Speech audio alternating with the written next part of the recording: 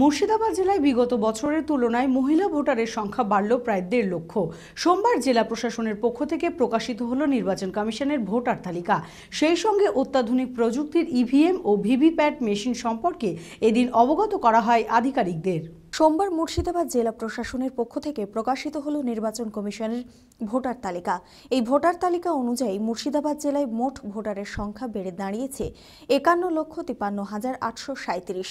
বিগত বছরে যা ছিল 49,32,915 এবং বিগত বছরের তুলনায় মহিলা ভোটারের সংখ্যা প্রায় 1.5 লক্ষ বেড়ে দাঁড়িয়েছে 25,22,000, যা জেলার অন্যতম সাফল্য। লাগাতার প্রচারের মাধ্যমে নির্বাচন তালিকায় বেশি মাত্রায় ভোটারের সংখ্যা সংযোজনে রাজ্যের মধ্যে মুর্শিদাবাদ জেলা এগিয়ে রয়েছে বলে জানান জেলা শাসক পিউল গানাথন।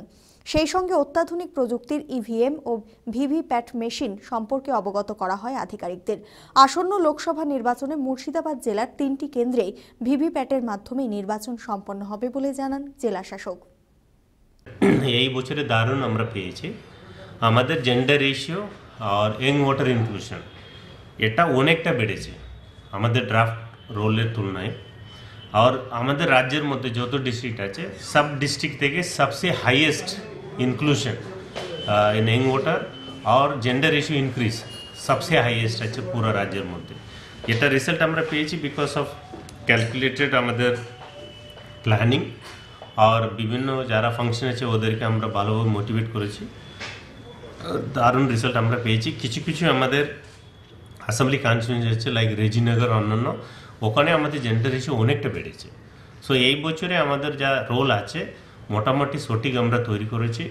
আর যদি কিছু ইনক্লুশন ইয়া ডেলিশন বাকি থাকলে আমরা পরবর্তীকালে কন্টিনিউস আপডেশন চালু করে দেবো।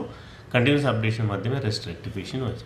এই বছরে প্রত্যেকটা অ্যাসেম্বলি কনস্টিটিউয়েন্সিতে ভিভিপ্যাটে হবে। আর এটা নিয়ে আমরা অলরেডি অ্যাওয়ারনেস ক্যাম্পেইনগুলো শুরু করেছি। এভরি পোলিং স্টেশনে আমরা ভিভিপ্যাট পাঠাবো আর এন্টায়ার ভোটিং যা আছে ভিভিপ্যাট মাধ্যমে হবে। সো এই অ্যাওয়ারনেস ক্রিয়েট করতে হবে। এর জন্য আমরা প্রত্যেকটা বিডিও এসডিও অফিসে পার্মানেন্ট অ্যাওয়ারনেস সেন্টারগুলো তৈরি করছি। ইন অ্যাডিশন মোবাইল অ্যাওয়ারনেস আমরা করব।